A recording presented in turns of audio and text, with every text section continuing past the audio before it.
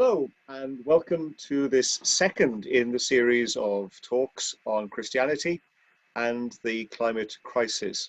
Our theme for this second session is agriculture, and it's great to have with us for this Nick Reed, who is director of the Bright Space Foundation and one of the chaplains with the Borderlands Rural Chaplaincy. So without any further ado, it's over to you, Nick. Thanks, John. My brief today is to talk about the role that agriculture can play in combating the climate and ecological emergency. And I'm hoping to earth it very much within what's actually happening in Herefordshire. So the first thing to say is that we're aware that nature itself is changing in response to climate change. And this slide is just some of the headline indicators that we've been seeing over the last few years. So we know that our bird species are changing in response to climate change. We know that extreme summer drought is affecting the content of our woodlands, especially birch and sycamore. So we're seeing changes in the composition of natural woodlands within Herefordshire. And the timing of biological events is also changing. There's been a major survey that's been carried out, starting with some of the factors in 1736. And what that is generally showing is that spring is getting earlier every year and seasonality is changing. And that's obviously important for natural species because they're all tied in quite intricate ways. Flowers, budding can be part of the food chain for particular species and so on. And when one factor changes, it has an impact all the way down the chain.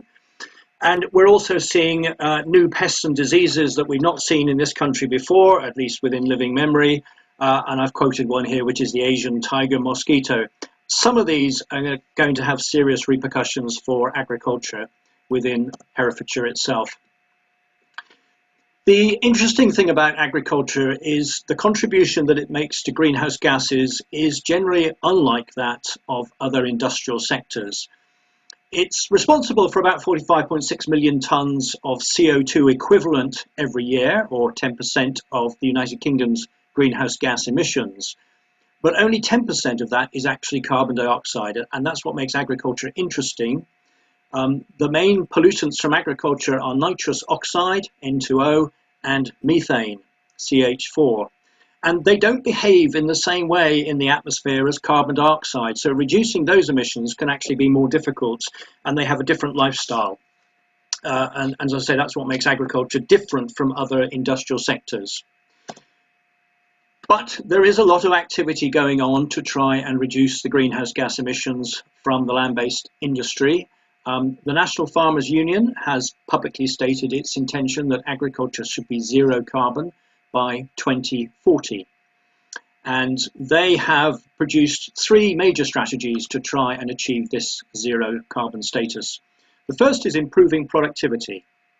So creating the same amount of food, but using less animals, less inputs in terms of fertilizer and so on. And that has potential to save up to 22 million tonnes of carbon dioxide equivalent per year. The second is improving land management itself, and in particular seeing the importance of the soil in capturing carbon, but also trees and hedgerows. And there's a lot of interest to that within Herefordshire. There's quite a movement going on in terms of improving the organic matter content of our soils. There are farmers who, unless it's for road safety reasons, are no longer trimming their hedgerows, so allowing them to grow out. It's got minimum impact on productivity, but it can have a significant impact on carbon saving and, of course, growing trees. And the third strategy is to look at the potential for renewable energy and what's called the bioeconomy. So removing away from fossil fuels, but also capturing greenhouse gases through photosynthesis and keeping that carbon locked up.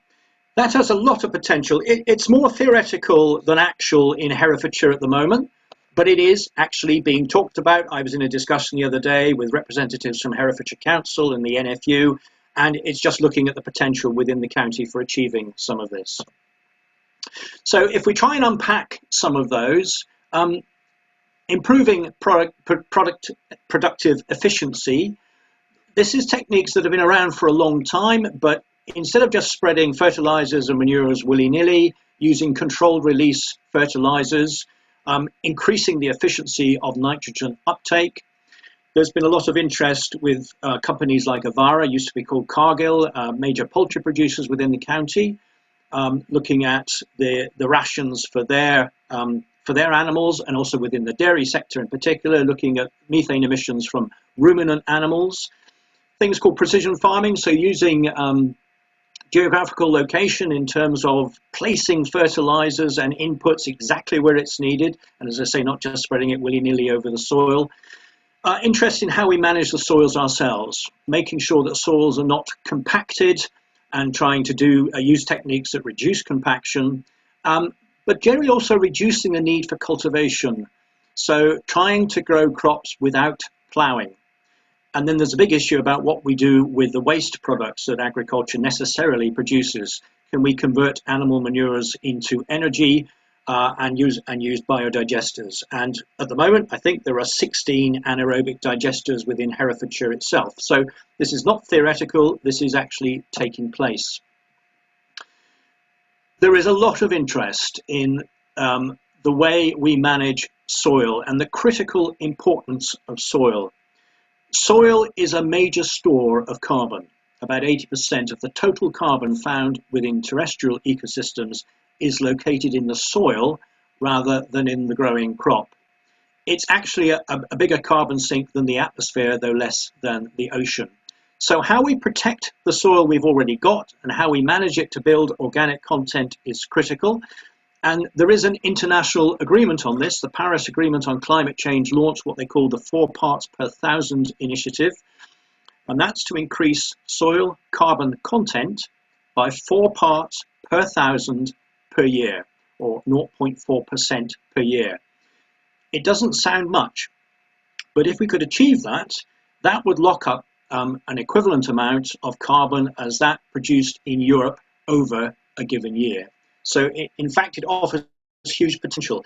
And we won't achieve a zero carbon economy unless we are able to capture carbon within the soil, because not every industrial sector can produce anything without producing some carbon. So we've got to have a sink for some of the excess carbon, and that's likely to be the soil. So when we're looking at soils, the key is to improve soil organic matter. Soil organic matter is quite a complex system. It includes the microbes that live in the soil themselves, decaying material, and the products of their decomposition.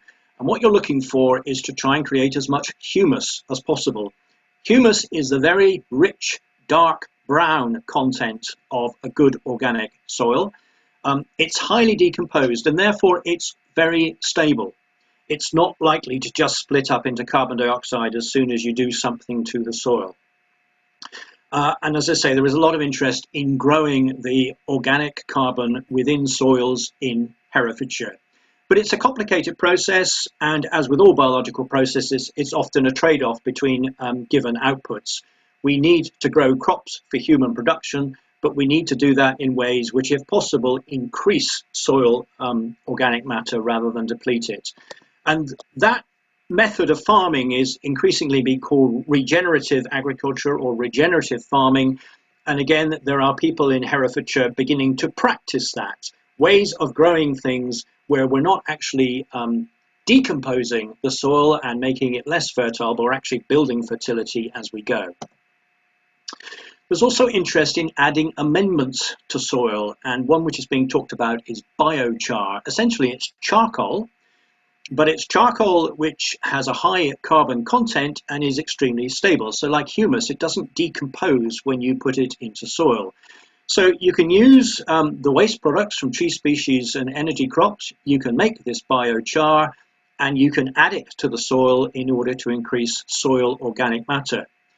There are other benefits too associated with it. It increases microbial activity, so the soil flora and fauna increase, the fertility of the soil increases, and it's also good at water retention. And we've obviously just had a period of both intense flooding earlier in the year and quite substantial droughts since then. So the ability to manage water is going to be a critical issue in the future as well. I want to talk a little bit about planting trees because everyone has gone absolutely overboard on planting trees. There is huge potential within the UK. We have lower than average woodland cover compared to continental Europe. About 13% of our landmass is woodland.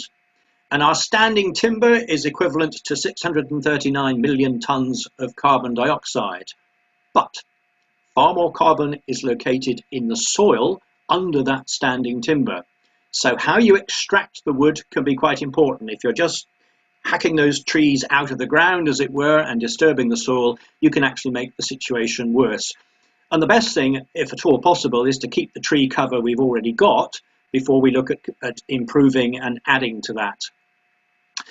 Average annual output of CO2 from the UK is about 509 million tonnes. So if you do the sums, if you double the amount of tree cover within the UK, that's technically achievable but very unlikely, over 40 years plus that it takes for those trees to become mature, that's your equivalent of about a year's worth of our annual carbon output. So what that means is that trees are important, but they're not the panacea for tackling climate change. Unless we can reduce carbon output as well, just planting trees isn't going to achieve the result. Government target at the moment is very unambitious. It's 30,000 hectares of new tree planting per year, which is less than 1% of what's currently available. But within the Marches Nature Partnership has set a target of doubling woodland cover over the next decade. So we're ahead of the government in terms of our ambition. But as I say, just a word of caution, planting trees is important for a whole range of reasons, but carbon sequestration is not the primary one. However, it's important for water flow, for biodiversity, for shelter, for fruit, and so on. So by all means, plant trees, but don't put all your eggs in that basket. There is a lot of interest locally in methods of growing crops where we're not actually tilling the soil. So the idea is that you disturb the soil as little as possible. It's when you plough the soil that you break up and release the carbon that it already contains. Now, some of that is necessary in order for the microbial, the flora and fauna within the soil to function. But a lot of that is simply lost to the atmosphere as CO2. So if you can grow things in ways that minimize breaking up the soil, that has plus factors, and that's generally called no-till or zero-till methods of farming. It's been used a lot across the world. Now, as with all biological systems, there are compromises that you have to reach. One of the major disadvantages is how you do weed control with no-till. So you do need to use some pretty potent herbicides sometimes in order to ensure that the crop is clean. But there are farmers in Herefordshire looking at some of these techniques. There is a web-based national group of farmers that are looking at min-till and zero-till methods. So that's something that's potentially growing within the county. And as I say, it could ensure that the soil, the carbon that's already in the soil is locked up. There are simple things that have been in the Code of Good Agricultural Practice for donkey's years, but which aren't always utilised everywhere. And that, for example, that is how you plough and where you plough. Instead of ploughing up and down a hill, do contour ploughing. So you're ploughing in accordance with the natural landscape, the shape of it, and you're also then forming a natural barrier to water flowing down the slope. The significance of that is it's the water that carries the silt and therefore the soil erosion that takes place. So anything you can do to stop water from flowing is helpful in terms of keeping the soil on the land rather than letting it flow off into the river and releasing again all of that carbon dioxide. And then Herefordshire, we're looking at what's called cover crops. The idea being that you leave the soil bare as little as possible. So when you harvest, you don't leave bare soil to be weathered and particularly in the rainfall we just had to be lost to sediment. You actually cover it with a crop, hence the name. So the crop is not being grown necessarily to produce a yield for human consumption. It is being grown to protect this vital ingredient, the soil. And if you get it right, you can then plough that in as green manure for the following year's cropping patterns. Generally speaking, I think farmers have seen this as a cost rather than a benefit, But increasingly, when you do sort of lifetime economic in terms of looking at the farm as a whole, you're beginning to see that cover crops give you a range of benefits, which actually at the end of the day will save you money as well. You don't need to produce as much fertilizers. You're not using, if you're using no-till and zero-till as well, you're not passing over the land as much, so your fuel costs are lower. So generally speaking, the economics are beginning to stack up, as well as the environmental benefits of these methods. There has been practiced across the world this system of agroforestry, where you integrate much more closely trees with crops and pasture land. It hasn't really taken off in the UK to the extent that it has in other parts of the world, but there's huge potential. Oddly enough, the sheep are sometimes grazed within orchards, for example, but mostly on the continent rather than in the UK. But it's a UK breed of sheep, the Shropshire, which tends to be utilised by French orchard growers because the Shropshire doesn't tend to eat young trees, so it's quite safe to graze within an orchard. So there's potential for, as it were, bringing it back home and utilising some of our indigenous species in systems of agroforestry. And then we get to perhaps rather more industrial scale processes. This isn't happening in Herefordshire at the moment, but it is being talked about. It has the acronym BECCS, Bioenergy and Carbon Capture and Storage. It's where you're integrating energy crops with industrial systems that can keep the carbon that is produced when you burn those crops and somehow capture it and utilize it for other purposes. It's important because there are national strategies and international strategies to try and develop this section of the bioeconomy. So it may impact on Herefordshire, but it isn't really here yet. And this is just a nice slide to say that Europe itself has developed a bioeconomy strategy, and it's looking at long-term growth in jobs and employment, but utilizing natural ecosystems rather. As a part of an industrial process, it has to be said, but rather than looking at fossil fuels. And then I just wanted to end by saying there's some very active people within Herefordshire, and we're well placed for information and advice. So the Herefordshire Meadows group, which is run by Caroline Hanks, who's the person who's kneeling down in the middle of that slide, it's an informal but growing network of people who want to manage their meadows and in particular produce flower-rich grassland.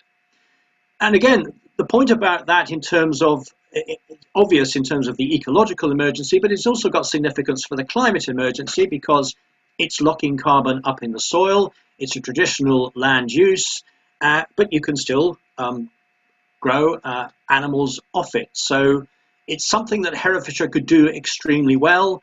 It's a pilot project within the county, which is funded by DEFRA, and there's a lot of interest in growing these sort of techniques locally. There's also interest in this idea of rewilding. Rewilding is probably badly named. There are places where rewilding means introducing apex predators back into the natural environment. So in Europe, for example, it is about reintroducing the lynx or the jackal or the wolf or the brown bear. That isn't really happening in the UK, and you might be breathing a huge sigh of relief at that. What is of interest, though, is reverting to semi-natural habitats on a farm scale. This picture is from the Knepp estate in the home counties, and essentially they've turned the whole of the farm over to a rewilding estate. It has to be said they earn more money from ecotourism than they do from agricultural production, so that's probably not replicable in Herefordshire. But what is replicable is some of the techniques that they're using. And this is where, for example, you're reverting perhaps to indigenous species, you're looking at integrating biodiversity with agricultural production, you're allowing your hedgerows to grow, and so on. There's a lot of interest in the concept. Locally, it's being talked about whether we could reintroduce beavers into the Wye River. It's happened in Devon on one of their rivers as part of a planned reintroduction. And for example, could it be done on the Wye? And if it did, what impact might that have in terms of biodiversity and agricultural production? And then the other thing that is big in Herefordshire is what's being called natural flood management. The idea of this is that you manage the effects of heavy rainfall and flooding not by engineering solutions, but by the way in which you manage the land. So what natural processes can you introduce to slow down and store water within upland areas in particular? And there are a number of catchments within Herefordshire which are part of a natural flood management approach. Again, it's funded by the Environment Agency, so it's a pilot project. It's working with farmers and to some extent with local communities to say, how can we manage the land in order to mitigate some of the worst effects of climate change? So it's not about stopping climate change from taking place, but it's about adapting when climate change is happening. How do you increase infiltration into the soils? And we've looked at some of those techniques already, cover crops and so on, keeping the soil high organic matter, disturbing it as little as possible. How also do you slow the flow of water when flooding begins to happen? And there they're looking at what they're calling leaky dams, which are simply putting trees in watercourses to provide dams. It's the sort of things that beavers do naturally, hence the link to the why. And how can you keep water stored on the land rather than flowing off into people's houses? That is taking place in Herefordshire, and I took these pictures actually in the middle of some of the worst rain that we'd had recently, but these are leaky dams. They're located in the northwest of the county, one of the catchments, and the idea is that it impedes the flow of water. It holds the water up, so what comes out at the other end, instead of being a huge torrent, is much more measured, and this is what these techniques are trying to do. And these are the catchments within our county, which are part of this natural flood management pilot project. So a lot of interest in how we grow that, particularly as the forecasts that climate change will bring are likely to be far more intense rainfall. I mean, this year, in a sense, is sort of the new normal in terms of the modelling. We should expect this intensity of flooding in the future, if not worse. That's going to be followed by intensely dry periods, and that's got implications for cropping patterns and so on. So these techniques are not about changing climate change, but about adapting to what's already happening. And this is just an infographic that gives you some of the techniques that are being used within Herefordshire in all of these projects to try and manage the land in ways that improve its resilience to climate change and its biodiversity. And these are some of the local organisations and networks with whom I'm working as an agricultural chaplain and as part of the Brightspace Foundation that are all working with farmers and foresters to try and achieve some of these changes within our beautiful rural county. The end. Nick, thank you very much for that. That's great. Good to listen to you and to hear you share some of your experience. Just a couple of questions, really, I wanted to put to you. Unshare your screen, then we'll blossom again across the viewing area. That's great. Brilliant. Thank you very much. So you mentioned that methane emissions account for some 50% of greenhouse gases produced agriculturally. And you mentioned some steps like feed additives and improved animal health could mitigate that. But I guess some people would say, well, isn't the obvious answer for people simply to change to a mainly or wholly plant-based diet? After all, that would sort out methane emissions at a stroke. It's not that easy, in the sense that Herefordshire is good at growing grass. Grass needs to be managed and grazed by ruminant animals. And one of the worst things you could do would be to plough up our permanent pasture in order to grow arable crops, because that would release huge amounts of carbon dioxide. So there is a broad truth in the fact that we should be eating less meat, and that is good for the planet, but it needs to be much more nuanced in terms of how that meat is produced and where. And Herefordshire is good at producing meat. So the critical issue there is how we produce meat in ways that reduce greenhouse gas emissions and, on balance, allow for more carbon to be sequestered within the soil than is produced through the greenhouse gases from the ruminant animals. Yeah, so that's interesting. So very much a kind of a local solution, which kind of fits our local geography and climate and That's right, but conditions as there well. are international implications in the sense that it would be helpful if the world in general ate less meat.